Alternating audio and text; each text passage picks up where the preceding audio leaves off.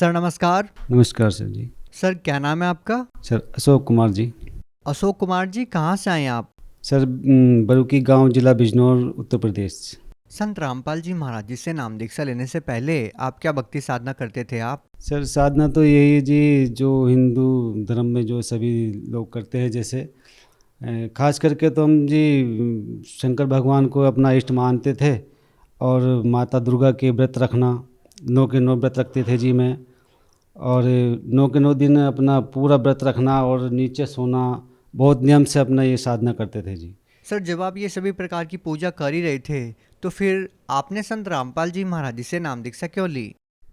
Sir ये साधना करते करते भी मन में एक शंका सी थी हमारे कि कोई भगवान, कोई और भी भगवान है इसके अलावा। तो मन में ऐसी शंका सी पैदा होती थी कि शंकर भगवान बड़े हैं तो फिर वे किसकी साधना में लगे हैं, या विष्णु भगवान बड़े हैं तो फिर वो किसकी साधना करते हैं। सर ऐसे मन में सवाल उठते थे कि कोई और भी परमात्मा, कोई और है। ऐसा करते करते सर ऐसे मन में ऐसे इच्छा सी होती थी कि कोई और भगवान है, अभी कोई उसके लिए भी अपनी खोज सी थी, एक ऐसे इच्छा सी होती थी कि परमात्मा कोई और है। तो सर आपकी जो ये परमात्मा पाने की खोज थी वो कैसे पूरी हुई?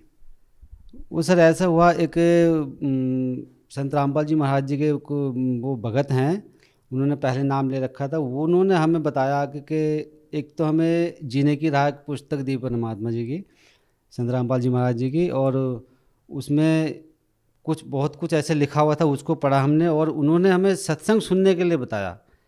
वो तो संत रामपाल जी महाराज जी ने उसमें बताया कि एक जो उल्टा वृक्ष है उसके विषय में बताया कि सर जी आज तक कोई संत उसके विषय में बता नहीं पाया ना, आप आज तक हमें उसके विषय में कोई पता चला। कि जैसे अक्षर पुरुष एक पेड़ है, निरंजन वा की डार, तीनों देवा सा कहाँ ये पात रूप संसार। सर जी ये बात सुन के अटपटा सा लगा कि ये बात तो पहली बार हमने सुनी है, ऐसा ये क्या है इसके अंदर।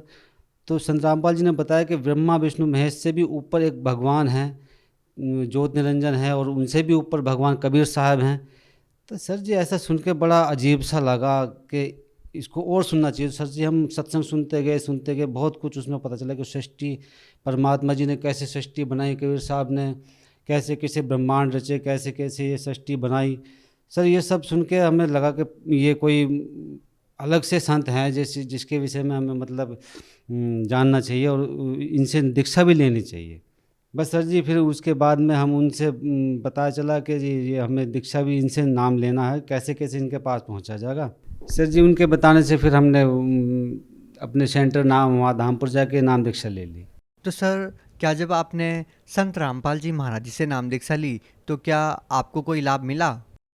हाँ सर जी, लाभ मिला, काफ़ी लाभ मिला। सर जी पहली बात तो हमारा जो नशा था वो छूट गया। सर जी हम नशा करते थे बहुत, ये भांग सुल्फा ये बहुत पीते थे सर जी। ये सुबह से उठना और चिलम पीना, भांग कट्टा भर के हमने भांग रखनी होती थी। ऐसे सुबह से उठ के पता नहीं कितनी चिलम हमने पीनी, सुबह शाम तक 10-20 की कोई गिनती नहीं थी सर जी। ऐसे हम बहुत नशा करते थे, नशा छूट गया सर जी हमारा। सर जी एक बार अचानक पेट में जैसे दर्द हुआ हमारे, तो हम वहाँ बिजनौर गए अल्ट्रासाउंड कराने के लिए।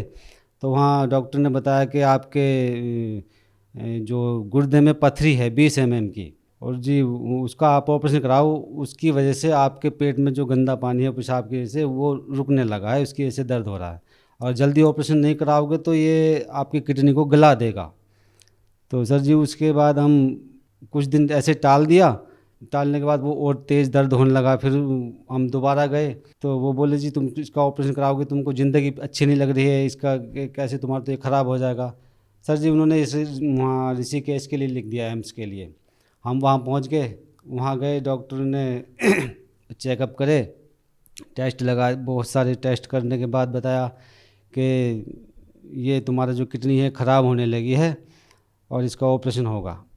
तो सर जी ये ऑपरेशन कराने के लिए जब हम वहाँ, वो उन्होंने वो जो पेशाब में नलकी डालते हैं वो डालने के लिए उन्होंने कोशिश करी, पेशाब के लिए वो थैली जो लटकानी पड़ती है वो, उसको देख के सर हम डर गए कि परमात्मा अब तो हमने आपसे नाम भी ले लिया और ये गंदगी हमसे नहीं लटकाई जाएगी। सर जी ये तो परमात्मा हमें इससे तो मौत दे दो, या फिर ये नलकी हमसे नहीं लगने की सर जी। ये अब बस ऐसे सोचे थे, परमात्मा की दया से संत रामपाल जी महाराज जी ने ऐसी दया करी कि वो नलकी डॉक्टर से लगी ही नहीं।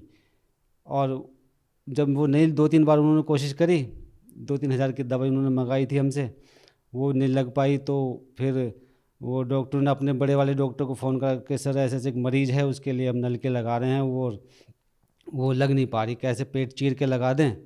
तो सर जी पूरी तैयारी उन्होंने पेट चीरने के लिए कर दिया था। तो सर जी मैं बस परमात्मा संत रामपाल जी महाराज से अरदास कर रहे थे, मालिक इससे तो अच्छा मौत दे दे, ये गंदगी हमसे लटकाई नहीं जाएगी। हम कैसे जनता को बतावेंगे जाके बाहर, कोई हमसे पूछेगा तुम तो संत रामपाल जी महाराज के शिष्य बन गए और ये तुम ऐसे कैसे, ये तुम्हारे साथ हो गया।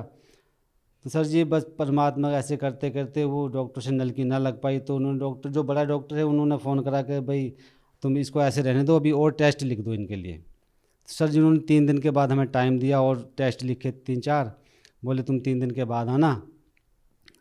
सर जी हम 3 दिन के बाद जब गए, तो जिन डॉक्टरों ने सर हमें वो टेस्ट लिखे थे, हम उनको 3 दिन के बाद जाके जब वो टेस्ट कराने के बाद पहुँचे, तो सर जी वो डॉक्टर कहने लगा ये टेस्ट तो हमने लिखे ही नहीं। सर जी वहाँ जाके तो हमने परमात्मा का नया चमत्कार देखा, बंदी छोड़ने हमें बचा लिया। सर आप भगत समाज को क्या संदेश देना चाहते हैं? सर जी भगत समाज को तो यही संदेश देना चाहेंगे जी, जितने भी जो भाई बहन जो हमें देख रहे हों इस समय पे, जो हमारी उनसे सबसे प्रार्थना है हमारी कि संत रामपाल जी महाराज जी का ज्ञान सुनें, समझें और ज्ञान गंगा पुस्तक को पढ़ें, उसमें पूर्ण परमात्मा की जानकारी लें और अपने आप को, अपना ये मनुष्य जीवन सफल करें। जी बहुत बहुत धन्यवाद। सच साहिब जी।